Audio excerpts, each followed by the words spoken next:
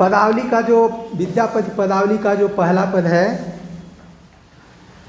नंद का नंदन कदम्ब का तरुतर, धीरे धीरे मुरली बजाओ, समय सकेत निकेतन बैसल, बेरी बेरी बोली पठाओ, सामरि तोरा लाग अनुखन विकल मुरार, जमुना का तीर उपवन उदबेगल, फिर ततहि निहार, गोरस बेचय अवैत जाइत, जनि जनि पुछ बनमार, तोहे मतिमान सुमति मधुसूदन, बचन सुनहु किछु मोरा, भनई विद्यापति सुन बर जोवति, बंदह नंद किशोरा। यह विद्यापति का प्रेमा भक्ति से संबंधित पद है। नंद क नंदन, नंद के नंदन अर्थात नंद के पुत्र कृष्ण, कदम्ब क तरुतर, कदम्ब वृक्ष के नीचे, धीरे धीरे मुरली बजा, धीरे धीरे मुरली बजा रहे, समय संकेत निकेतन बैसल, बेरी बेरी बोली पठाओ, और समय संकेत निकेतन, राधा से मिलने का समय और स्थान तय है।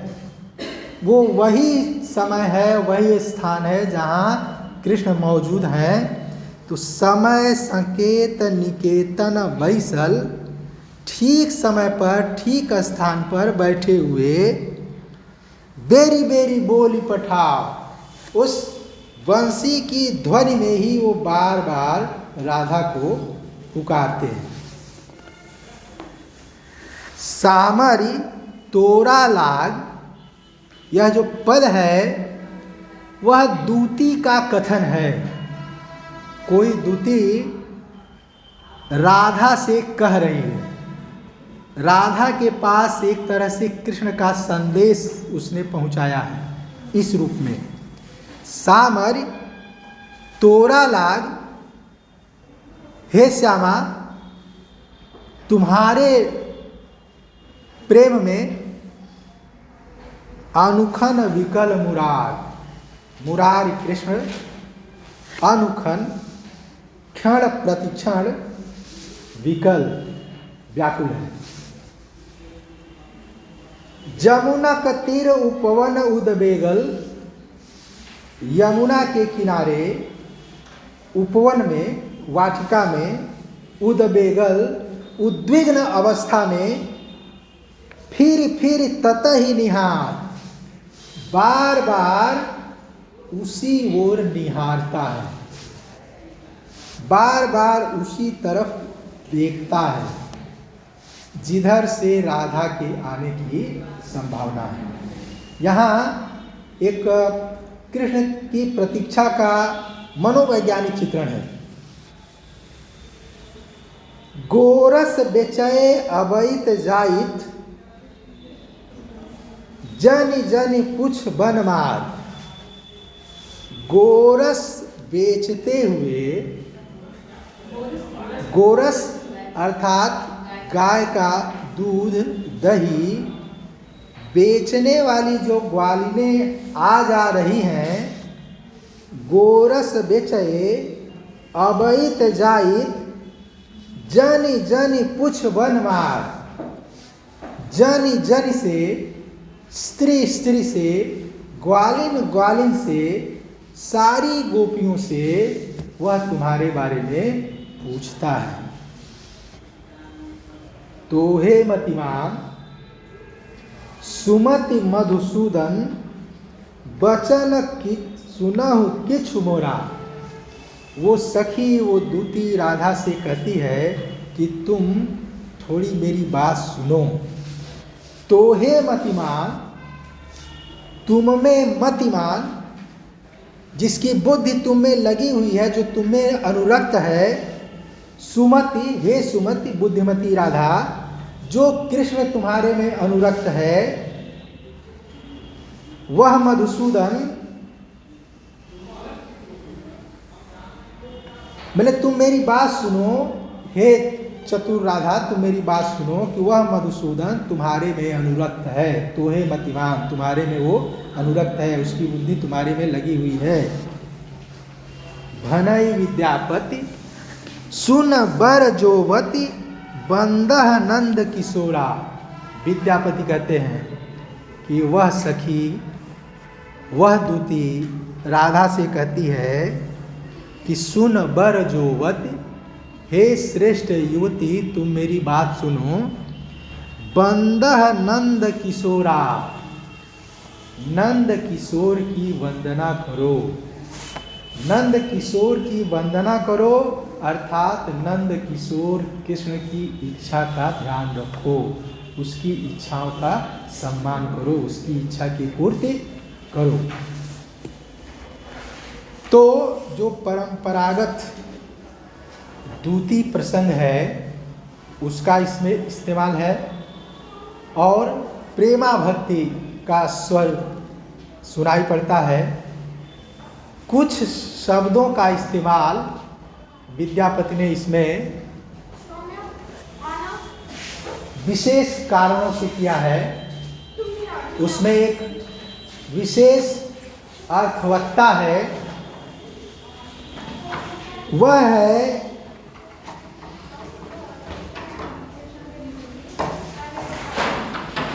मुरार। मुरार मुर के अर्य, मुर नामक दैत्य के संहार करता।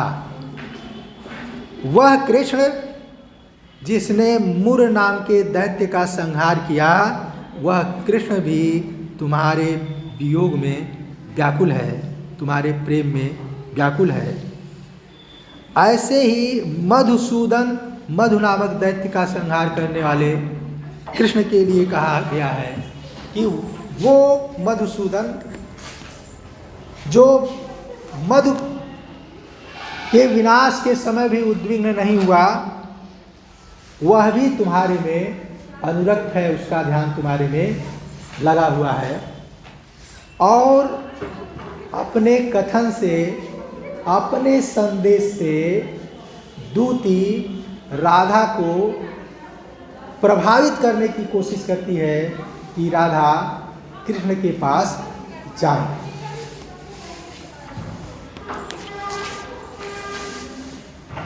अगला छंद, देख देख राधा रूप अपार, अपूर्व के भी आनि समाओल, मिलाओल खीति तल लावन सार,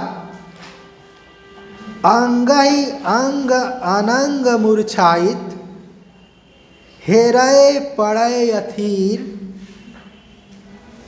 मनमथ कोटि मथन करु जे जन, से हेरि महि मधि गीर, कत कत लक्ष्मी चरण तलने ओछय, रंगिनी हेरि विभोर, करु अभिलाख मनहि पद पंकज, अहोनिस कोर अगोर।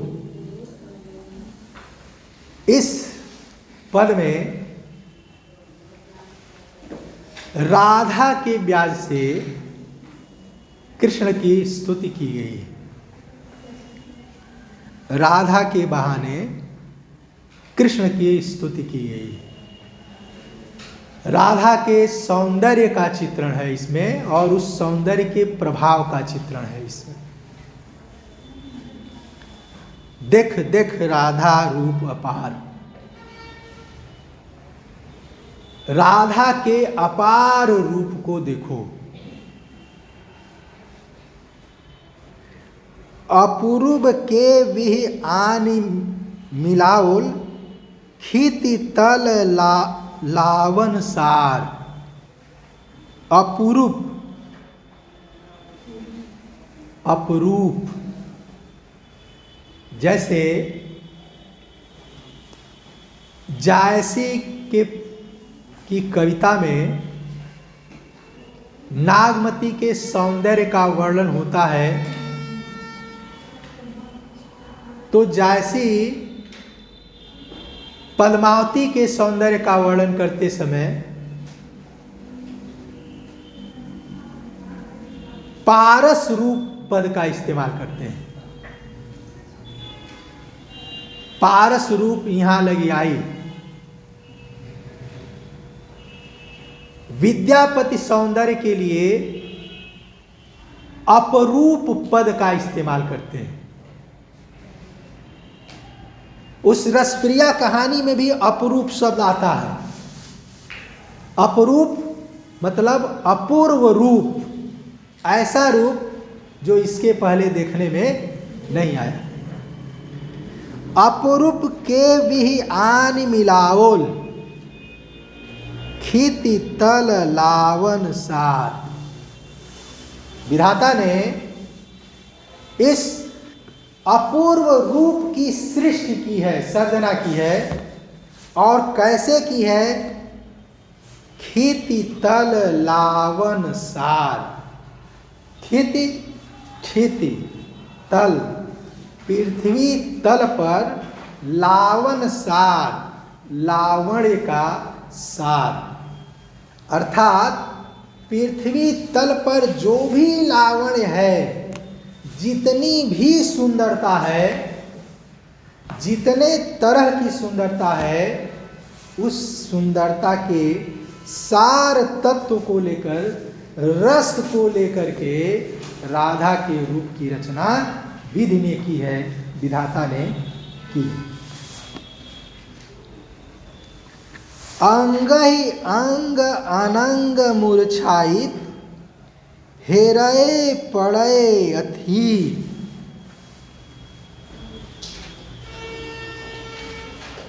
उसके अंग प्रत्यंग को देख करके, हेरए देख करके, पड़े अथीर, अस्थिर हो गए हैं, चंचल हो गए हैं अनंग कामदेव। और न केवल चंचल हो गए हैं, मूर्छाइत, मूर्छित हो गए। सौंदर्य के पैमाने के रूप में माना जाता है कि दुनिया में अगर पुरुष सबसे सुंदर होता है तो वो कामदेव की तरह से होता है। स्त्री अगर सबसे सुंदर होती है कोई तो रति होती है। यहाँ राधा के सौंदर्य से प्रभावित होकर कामदेव भी चंचल हो जाते हैं और मूर्छित होकर गिर पड़ते हैं। यह राधा के सौंदर्य के प्रभाव का वर्णन है। इतना ही नहीं, मनमथ कोटि मथन करु जे जन, से हेरि महि मधि गीर।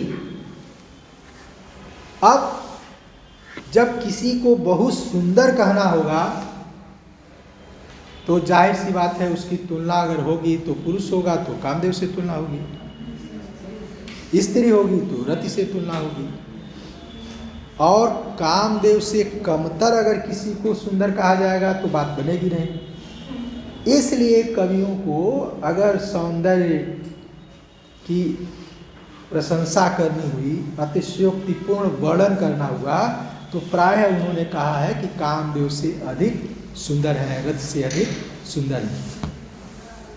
विद्यापति कहते हैं, मनमथ कोटि मथन करु जे जन, से हेरि महि मधि गीर। मनमथ कामदेव, एक कामदेव नहीं, कोटि करोड़ों कामदेव के सौंदर्य का भी मंथन कर देने वाले, मथ देने वाले, अर्थात एक तरफ करोड़ों कामदेव का सौंदर्य है और दूसरी ओर अकेले कृष्ण का सौंदर्य है। तो मनमथ कोटि मथन करु जे जन, जो व्यक्ति करोड़ों कामदेव के सौंदर्य को भी मथ देने वाला है, अपनी सुंदरता से पराजित कर देने वाला है, करोड़ों कामदेव का सौंदर्य इकट्ठा हो कर दिया जाए, उससे भी ज़्यादा सुंदर जो व्यक्ति है वह कृष्ण भी से वह हेर करके देख करके मही मधि गिर धरती के बीच में गिर पड़े, वह भी मूर्छित होकर गिर पड़ते। कत कत लक्ष्मी चरण तलने उछये रंगीन हेरी विभोर। उस रंगिनी को, उस सुंदरी राधा को देख करके विभोर होकर के, मग्न होकर के, अत्यधिक प्रभावित होकर के कत कत लक्ष्मी चरण तलने उछये। न जाने कितनी लक्ष्मियां उनके चरण तल में अपने को न्यौछावर कर देती है। मैंने एक लक्ष्मी नहीं, अनंत लक्ष्मी का सौंदर्य भी राधा के चरणों में न्यौछावर हो जाने लायक है, न्यौछावर हो जाता है। करु अभिलाख मनहि पद पंकज अहोनिसि कोर अगोर। और जो भी राधा को देखता है उसके मन में यह अभिलाषा पैदा होती है, करु अभिलाख मनहि पद पंकज, उसके पद पंकज को, राधा के चरण कमलों को, अहोनिस अहरनिस रात दिन, कोर अगोर अपनी गोद में रखने की इच्छा होती है। मैंने जो भी राधा को देखता है उसके मन में यह भाव पैदा होता है, यह चाह पैदा होती है कि हम रात दिन राधा के उन चरण कमलों को अपनी गोद में रखते रहें। छायावंत उत्तर कवि धर्मवीर भारती की एक पंक्ति में, कविता की एक पंक्ति है, तुम्हारे पाँव मेरी गूंद में, पाँव की कोमलता सौंदर्य के प्रति आसक्ति का भाव वहाँ है। इस पूरे पद में राधा के अपूर्व रूप का वर्णन और उसके प्रभाव का वर्णन विद्यापति ने किया है।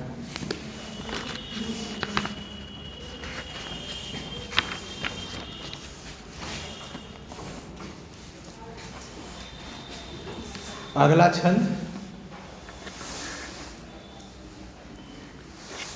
सहसौ जौवन दुह मिल गेल,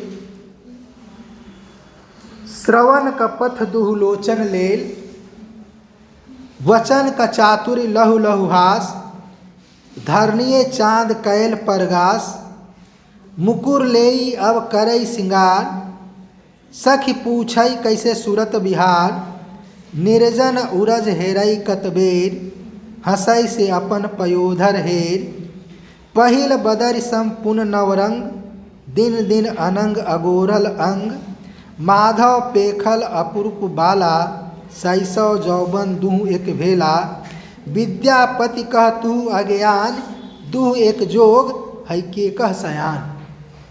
इसमें नायिका की वयः संधि का वर्णन है। पद्मावती समय में पद्मावती की वयः संधि का वर्णन था, सौंदर्य का वर्णन था। इसमें भी उस वयः संधि का वर्णन है और उस नायिका के शारीरिक और मनोवैज्ञानिक परिवर्तन विकास का वर्णन इस छंद में विद्यापति ने किया है कि सैसौ जौवन दुह मिल गेल, शिशुता और यौवन दोनों अवस्थाएं मिल गई हैं। श्रवण कपथ दुह लोचन लेल, श्रवण कान के रास्ते को दोनों आँखों ने पकड़ लिया है, यानी दोनों आँखें कान की ओर बढ़ चली हैं, अर्थात आँखों का आकार बढ़ गया है। पंत की कविता में आता है, कान से मिले अजान नयन। चूँकि बड़ी आँखें सुंदर लगती हैं, इसलिए कवियों ने प्रायः बड़ी आँखों का वर्णन किया है और बढ़ा चढ़ाकर वर्णन किया है। अब जरा कल्पना की जाए कि अगर किसी नायिका की आंखें कान को छूने लगे तो आंखें कितनी सुंदर दिखेंगी। लेकिन अब कवि है तो बड़ी आंखों का उनको वर्णन करना है तो चाहे जैसे उसको बढ़ा चढ़ा कर वो वर्णन करेंगे। तो इसमें नायिका की बड़ी आंखें और उसकी नज़रों का वर्णन है कि कटाक्ष का वर्णन है। वचन का चातुर्य लहु लहु हास, और उसके वचन में चतुराई आ गई है। लहु लहु हास, वो थोड़ा थोड़ा हंसने लगी है। धरणीय चांद कैल परगास, और उसके सौंदर्य से ऐसा लगता है कि धरती पर चांद का प्रकाश प्रकाशित हो गया है, या वो हंसती है तो लगता है कि चांद का प्रकाश धरती पर बिखर गया है। मुकुर लेई अब करई सिंगार, सखी पूछई कैसे सूरत बिहार। मुकुर लेकर, दर्पण लेकर श्रृंगार करने लगी है। सखी पूछई कैसे सूरत बिहार, और अपनी सखियों से पति से मिलन की बातें पूछने लगी है। निर्जन उरज हेरई कतबे, निर्जन में बार बार अपने शरीर को देखती है। हंसई से अपन पयोधर है, और अपने शरीर को देखकर वो हंसती है। पहिल बदर संपूर्ण औरंग, उसके शारीरिक विकास का वर्णन है। दिन दिन अनंग अगोरल अंग, और मानो कि कामदेव दिन प्रतिदिन उसके विकास की प्रतीक्षा कर रहा है। दिन प्रतिदिन उसके मन मस्तिष्क में काम का भाव भी जागृत होने लगा है। माधव पेखल अपूरूप वाला, हे माधव मैंने ऐसी अपूर्व बाला को देखा है। शैशव यौवन दुह एक भेला, शैशव और यौवन दोनों मिलकर एक हो गए हैं। विद्यापति कहतु अज्ञान, विद्यापति कहते हैं कि मानो यह सुन करके किसने कहा कि तुम अज्ञानी हो, नासमझ हो। दुह एक जो हई के कह सयान, दोनों एक जैसे कैसे हो सकते हैं। इसमें कोई न कोई किसी न किसी की बढ़ोतरी जरूर होगी, या तो शिशुता कम होगी या यौवन कम होगा, या शिशुता ज़्यादा होगी यौवन ज़्यादा होगा, या यौवन ज़्यादा होगा। इसमें वयस्क की अवस्था में नायिका के शारीरिक और मनोवैज्ञानिक विकास का वर्णन विद्यापति ने किया है। बिल्कुल ऐसा ही छंद बाद वाला छंद भी है, इसको भी देख लेते हैं। शैशव यौवन दर्शन भेल, दुहदल बले दंड परिगेल। कबहु बाधय कछ कबहु बिथार, कबहु झापाए अंग कबहु उघार। अतिथिर नयन अथिर किछु भेल, उरज उदय थल लालिम देल। चंचल चरण चंचल चितभान, जागल मनसिज मुदित नयान। विद्यापति कह सुन बरकान, धीरज धरह मिलायब आन। यह भी द्वितीय प्रसंग ही है। वयस्क की अवस्था में नायिका है, उसके सौंदर्य का वर्णन, उसकी क्रियाओं का वर्णन कोई द्वितीय कृष्ण से करती है। शैशव यौवन दर्शन भेल, शैशव का यौवन, शैशव को यौवन का दर्शन हो गया है। मैंने शिशु अवस्था और युवावस्था की मेल हो गई है। दुह दल बले दंड परिगेल, मानो दोनों के बीच एक तरह का संघर्ष छिड़ गया है। मैंने शिशुता यौवन को दबाना चाहती है, युवावस्था शिशुता को दबाना चाहती है। मैंने उसके शारीरिक और मनोवैज्ञानिक स्थिति में दोनों के लक्षण दिखाई पड़ते हैं। कबहु बाधय कछ कबहु बिथार, कभी वो अपने बाल बांधती है, कबहु बिथार कभी बिखरा देती है। जब कबहु बाधाए कछ, कभी बाल बांध लेती है। जब उसको अपनी युवावस्था का बोध होता है तो बाल बांध लेती है, कबहु बिखार, और कभी उसको बिखरा देती है। जब सुस्ता प्रबल होती है तो बालों की चिंता नहीं होती, उसको बिखरा देती है।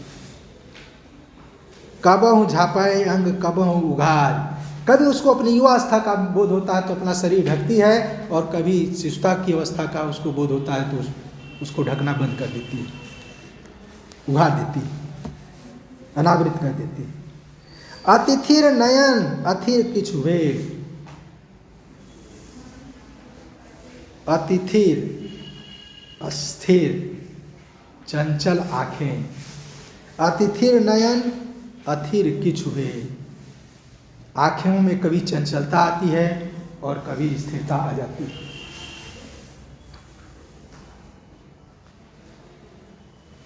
उरज उदय थल लालिम देल, उसके शारीरिक विकास की अवस्था का वर्णन। उरज उदय थल लालिम देल, उरोजों के उदय स्थल पर लालिमा दिखाई पड़ने लगी है। चंचल चरण चंचल चितभान, जागल मनसिज मुदित नयान। चंचल चरण,